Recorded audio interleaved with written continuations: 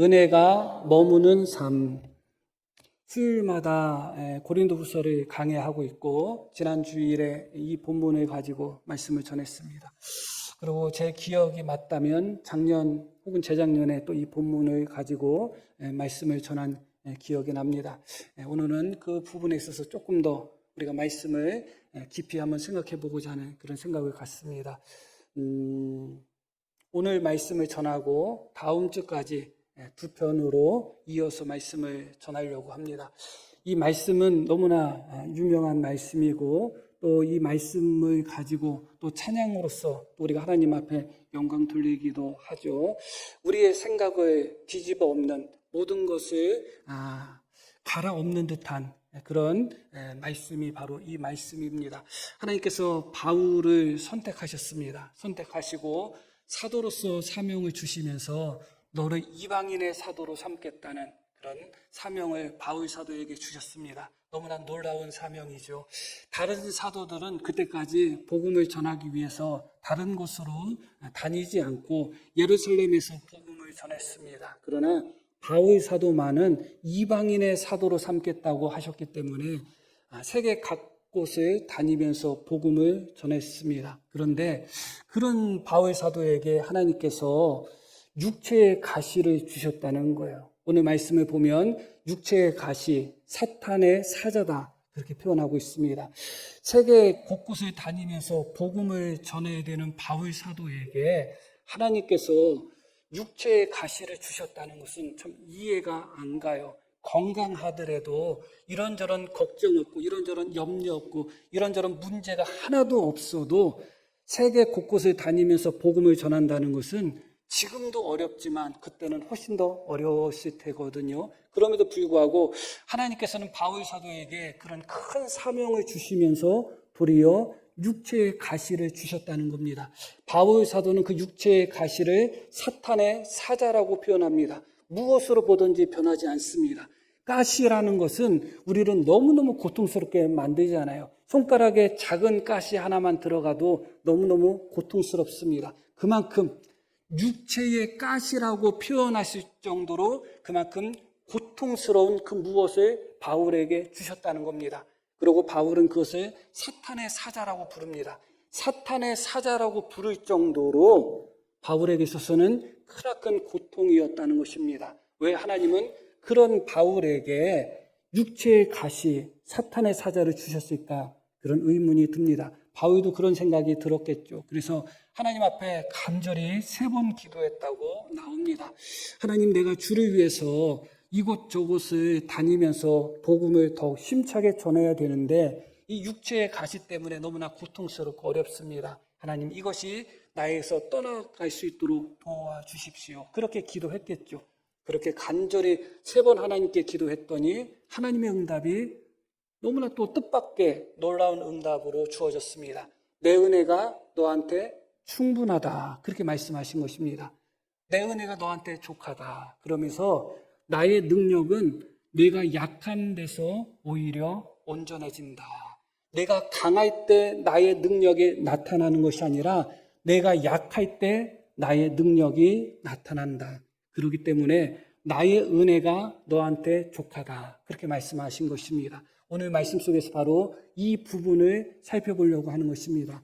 사탄의 사자, 육체의 가시인데 그것을 하나님께서는 족한 은혜라고 표현한 것입니다. 누가 봐도 고통스럽고 누가 봐도 괴롭고 누가 봐도 빼고자 하는 내 몸에 있어서는 안 되는 가시와 같은 그 무엇을 하나님은 내게 주신 은혜다. 그렇게 말씀하고 계신 것이죠. 자, 우리 한번 7절 말씀부터 한번 보겠습니다. 여러 계시를 받은 것이 지극히 크므로 너무 자만하지 않게 하시려고 내 육체의 가시 곧 사탄의 사자를 주셨다. 이렇게 말씀이 시작이 됩니다. 내 육체의 가시를 주셨다. 사탄의 사자를 주셨다. 그렇게 표현합니다. 이 단어가 주는 무게를 생각하셔야 됩니다. 가시라는 무게, 육체의 가시 엄청난 것이죠. 그런데 그보다 더 무거운 것은 무엇이냐? 사탄의 사자입니다. 그런데 그보다 더 무거운 것은 그것을 하나님이 나에게 주셨다는 겁니다. 사탄의 사자를 사탄이 준 게 아니라 하나님이 나에게 사탄의 사자를 주셨다. 육체의 가시를 사탄이 준 것이 아니라 하나님께서 나에게 육체의 가시를 주셨다. 지극히 큰 은혜를 주신 하나님이 나에게 지극히 큰 은혜와 함께 육체의 가시도 주시고 사탄의 사자도 주셨다. 너무나 놀라운 말씀이죠. 여기서 주셨다는 것은 선물의 의미가 있습니다. 그러니까 하나님이 은혜를 주시는 것처럼, 선물을 주시는 것처럼 바울에게 육체의 가시, 사탄의 사자를 하나님께서 주셨다. 그렇게 말씀합니다. 왜 그러셨을까? 이렇게 말씀이 나오죠. 여러 계시를 받은 것이 지극히 크므로 너무 자만하지 않게 하시려고 내 육체에 사탄의 사자를 주셨다. 그렇게 말씀합니다. 계시를 받은 것이 너무 크다는 겁니다. 지극히 큰 계시를 받았고 지극히 큰 은사를 받았고 지극히 큰 능력을 받았기 때문에 바울 사도가 너무 자만할 수가 있기 때문에, 교만할 수가 있기 때문에 하나님께서 바울에게 육체의 가시, 사탄의 사자를 주셨다. 그렇게 말씀합니다. 여기에 은혜의 역설이 있는 거예요.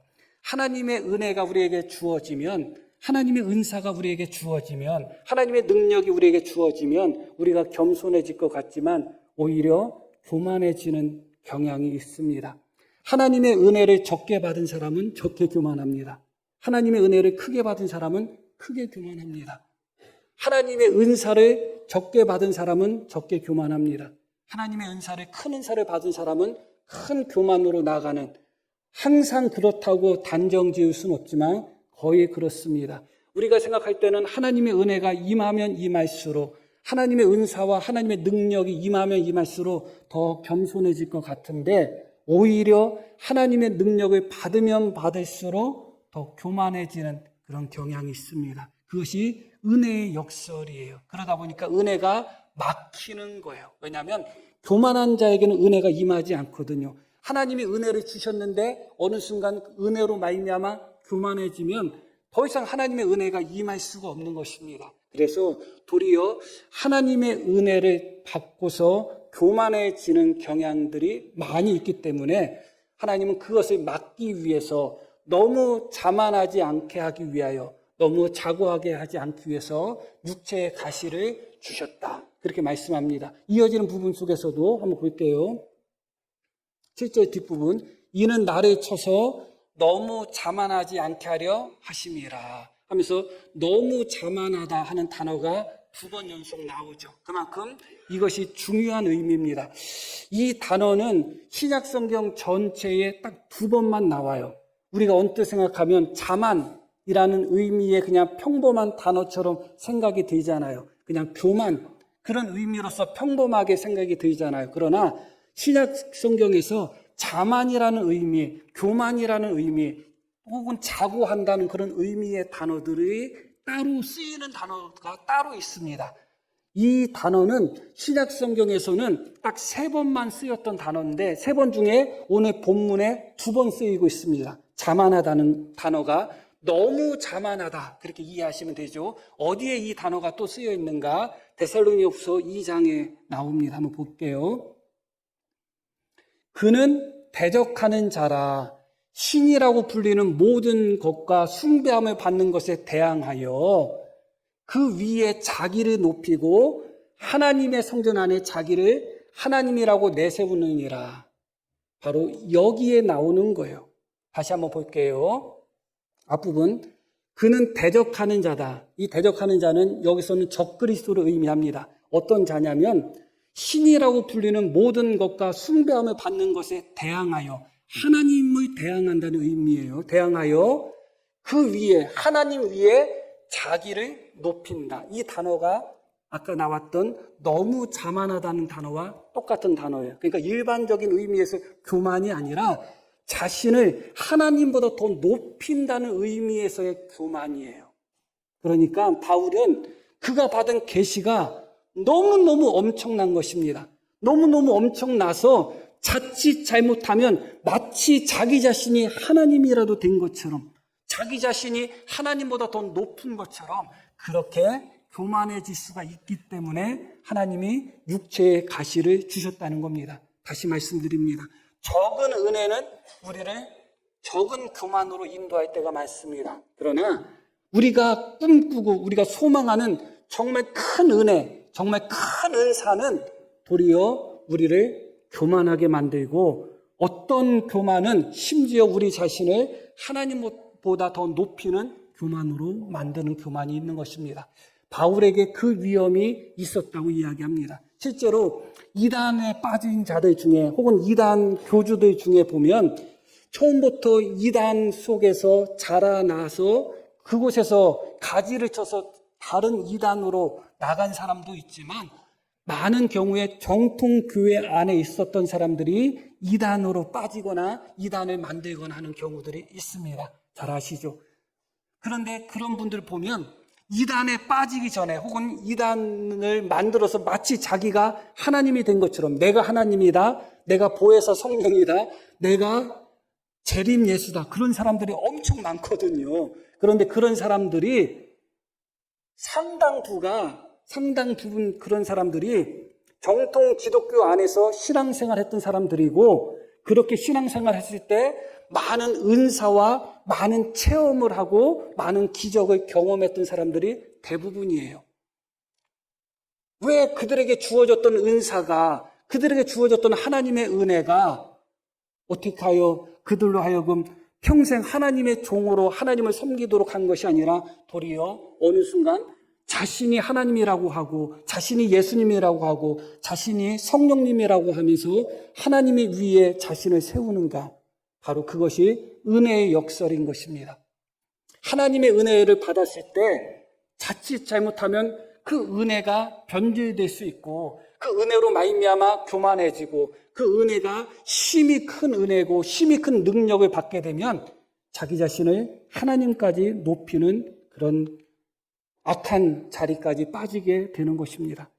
하나님은 그것을 알고 계셨던 거예요. 그래서 바울 사도가 너무 자고하지 않도록 그만큼 큰 은혜를 주신 것입니다. 너무 자고하지 않도록 육체의 가시, 사탄의 사자를 주셨다, 그렇게 말씀합니다. 우리가 여기서 은혜를 좀 생각해 볼 필요가 있어요. 우리는 하나님의 은혜를 언제나 사모하는데, 중요한 것은 하나님의 은혜가 우리에게 임한다, 그것은 소중하고 귀하지만 그것보다 더 중요한 게 있어요. 은혜는 누구에게나 다 임할 수가 있습니다. 하나님의 은혜가 임하는 것은 누구나 다 임할 수 있습니다. 그러나 중요한 것은 하나님의 은혜가 나에게 머무느냐, 그것은 다른 이야기입니다. 은혜는 다 받을 수는 있지만 받은 은혜가 나에게 머무느냐, 그 은혜가 나에게 떠나느냐, 다른 이야기입니다. 모두에도 말씀드렸듯이 하나님의 은혜와 사람의 교만은 같이 갈 수가 없습니다. 우리가 어느 순간 교만해지면 하나님의 은혜는 더 이상 주어지지 않습니다. 교만한 자에게 주어지는 은혜는 없습니다. 그렇기 때문에 우리가 비록 하나님의 은혜를 받았다 할지라도 어느 순간 교만에 빠지게 되면 하나님의 은혜는 우리에게 더 이상 주어지지 않는 것이죠. 그래서 중요한 것은 무엇이냐? 하나님의 은혜가 평생 나에게 머물러 있느냐, 그것이 중요한 것입니다. 9절 말씀 한번 볼게요. 나에게 이르기를 내 은혜가 내게 족하도다. 이는 내 능력이 약한 데서 온전하여 짐이라 하신지라. 그러므로 도리어 크게 기뻐함으로 나의 여러 약한 것들에 대하여 자랑하리니. 함께 읽겠습니다. 이는 그리스도의 능력이 내게 머물게 하려 합니다. 이 머문다는 단어가 장막을 치고 거한다는 이야기예요. 하나님의 은혜가 잠깐 나에게 임하였다가 지나갈 수는 있어요.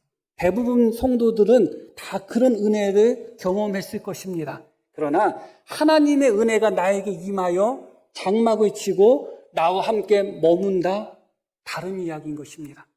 중요한 것은 내가 하나님의 은혜를 얼마나 크게 받았느냐, 그것도 너무너무 귀하지만 그 크게 받은 은혜로 말미암아 내가 교만해지게 된다면 하나님의 은혜는 나에게 머물 수가 없어요.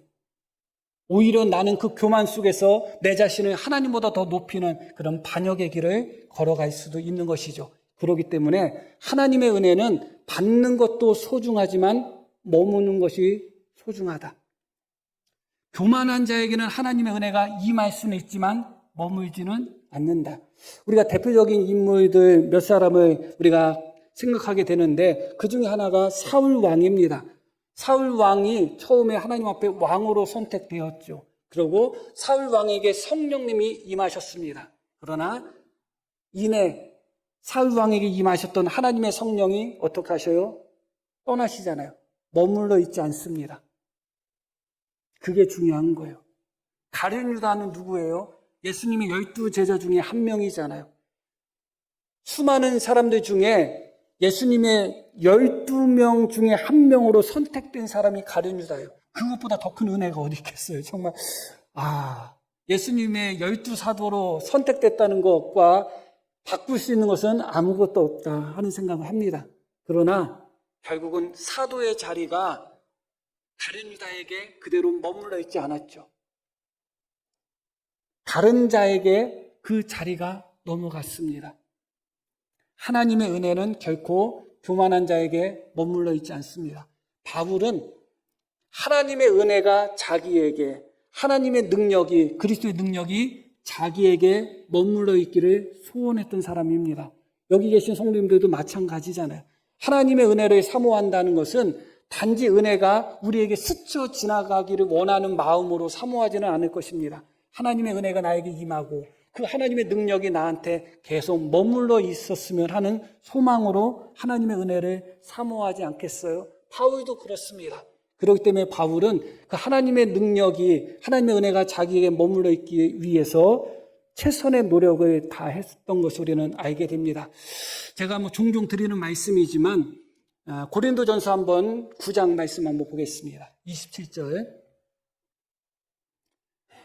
바울의 고백입니다. 내가 내 몸을 쳐서 복종하게 하는 내가 남에게 전판 후에 자신이 도리어 버림을 당할까 두려워합니다. 그렇게 이야기합니다.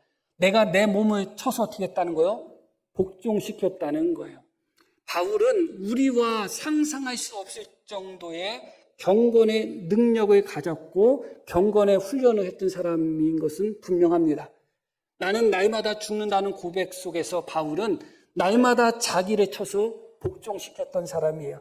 경건에 이르기를 연습하라고 권면했듯이 바울 자신 스스로도 항상 경건의 훈련을, 경건에 이르도록 연습하고 노력했던 사람이 바울입니다. 바울 사도는 우리를 향해서 땅에 있는 지체를 죽이라, 육체의 욕망을 죽이라고 이야기했습니다. 그래서 바울 사도는 금욕주의자는 아님에도 불구하고 금욕적인 생활을 한 것은 분명합니다. 육체의 욕망을 죽이기 위해서, 자신 안에 있는 교만을 죽이기 위해서 자기를 쳐서 복종시키는 훈련을 날마다 했습니다. 그것으로 충분했을까? 충분하지 않았던 것이에요. 그것으로 충분했다면 하나님은 바울 사도에게 육체의 가시를 주실 이유가 없어요.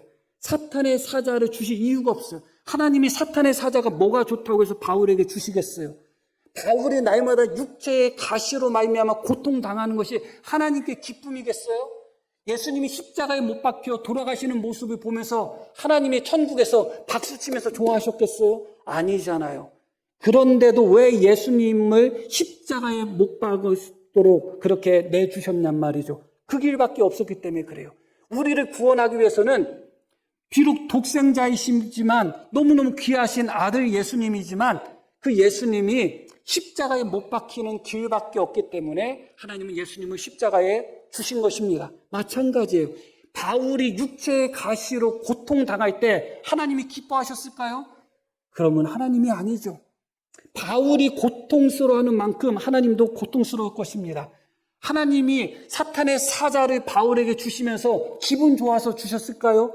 그렇지 않겠죠. 오히려 하나님의 천사를 보내고 싶지 사탄의 사자를 보내고 싶겠어요? 그런데 왜 그러셨을까요?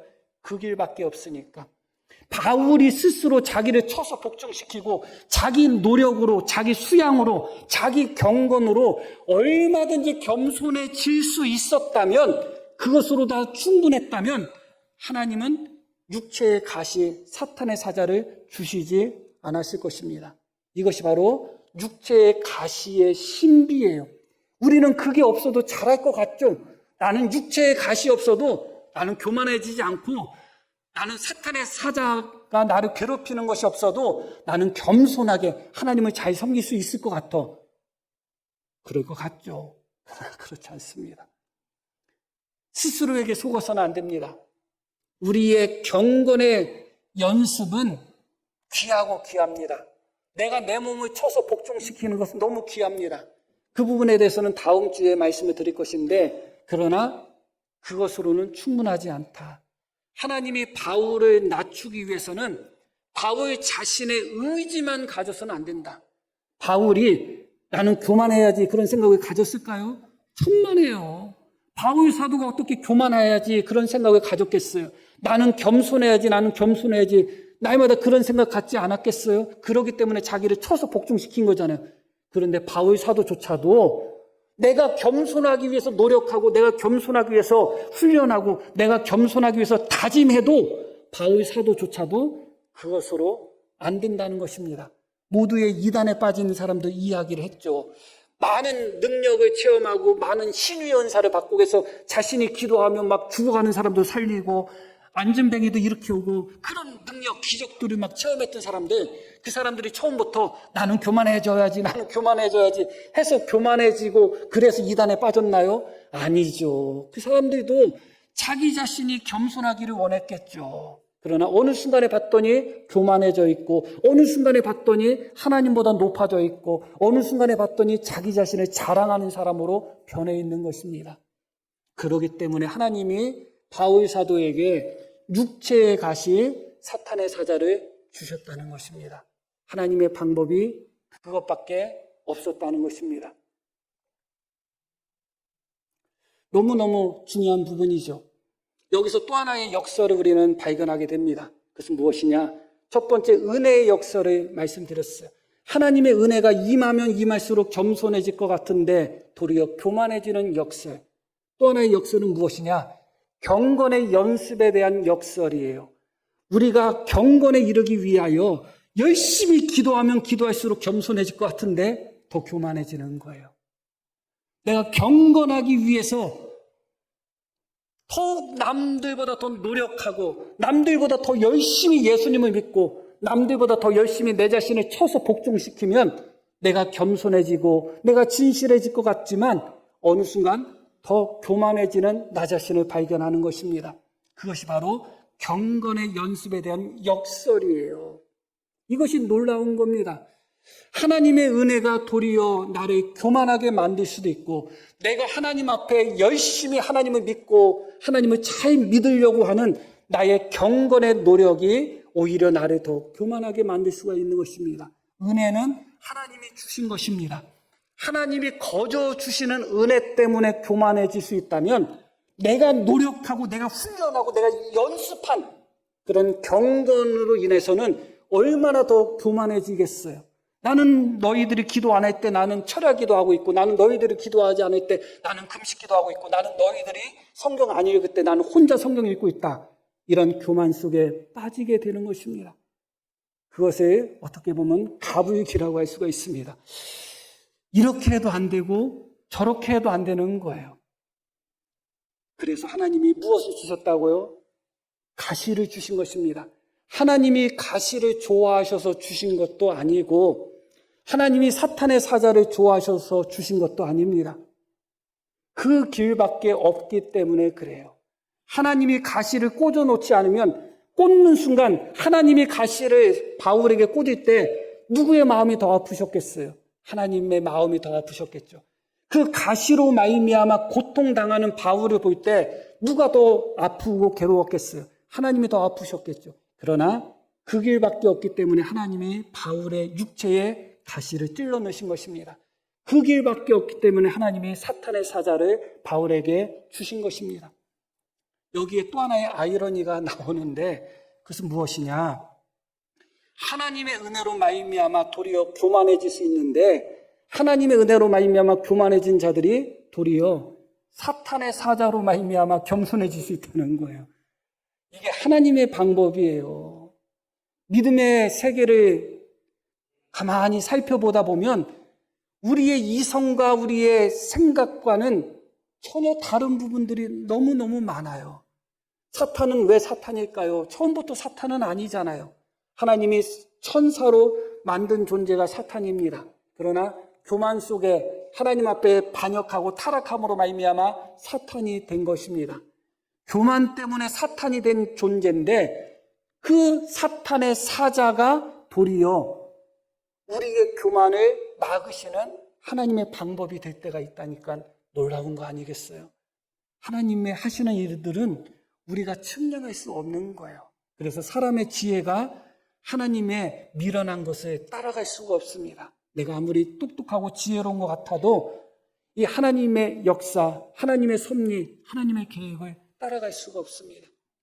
바울이 볼 때는 육체의 가시고 바울이 볼 때는 사탄의 사자니까 당연히 바울은 하나님 앞에 어떻게 기도해야 되겠어요?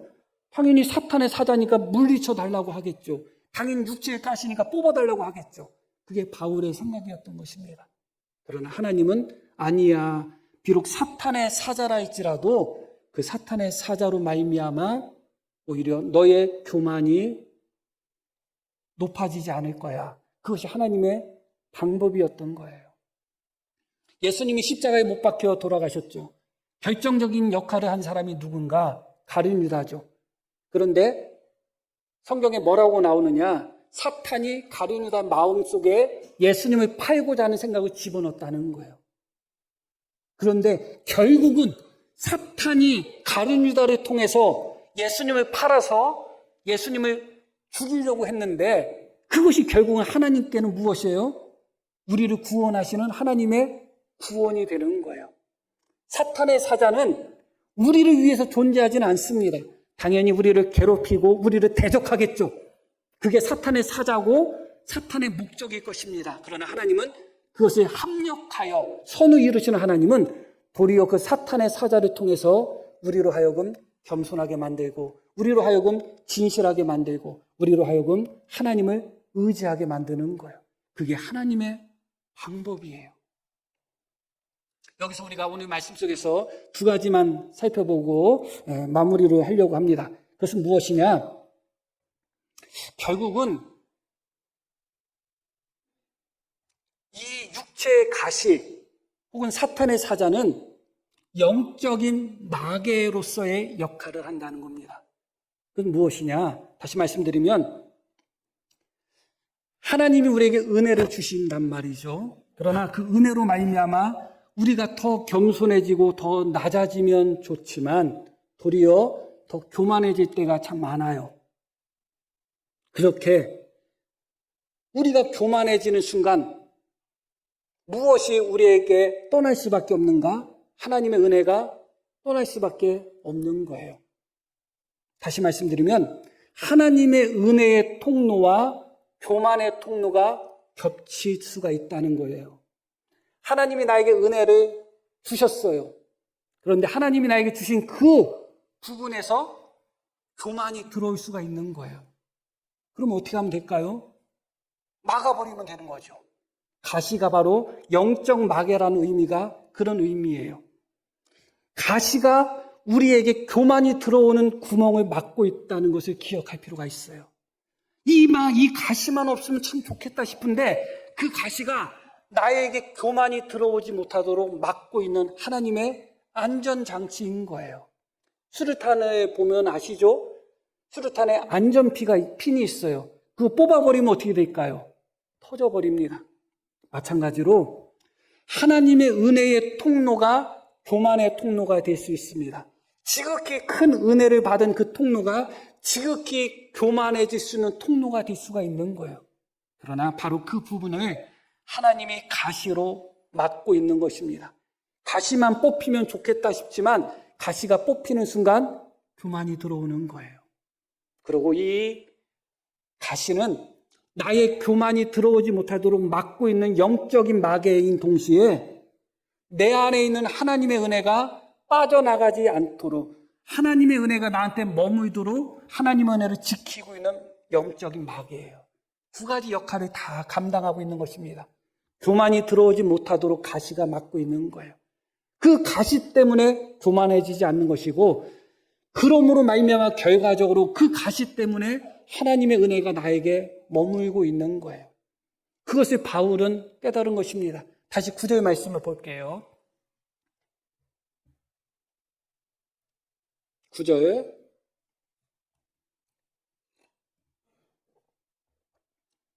9절.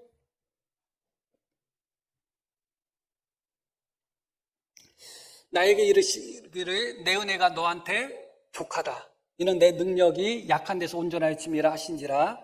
그러므로 도리어 크게 기뻐함으로 나의 여러 약한 것들, 가시들이죠. 나의 여러 약한 것들을 자랑하리니 이는 그 가시들로 말미암아, 그 약한 것으로 말미암아 그리스도의 능력이 나에게 머물기 때문이다. 그것입니다. 너무너무 중요한 진리인 거예요. 오늘 말씀 속에서는 왜 하나님께서 은혜를 주시고 은사를 주시고 또 여러 가지 기적의 체험을 주시면서 동시에 가시를 주시는가, 그 부분에 대해서 오늘 짤막하지만 생각을 했습니다. 우리가 생각할 때는 그 가시가 너무 아파서 정말 가시라고 표현할 수밖에 없는 그런 고통이고 사탄의 사자라고 표현할 수밖에 없는 그런 괴로움이지만 오히려 그것이 우리로 하여금 교만의 틈을 막아버리는 하나님의 방법이고 우리로 하여금 하나님의 은혜가 우리 속에 계속 머물도록 하는 하나님의 영적 마개가 된다는 것입니다.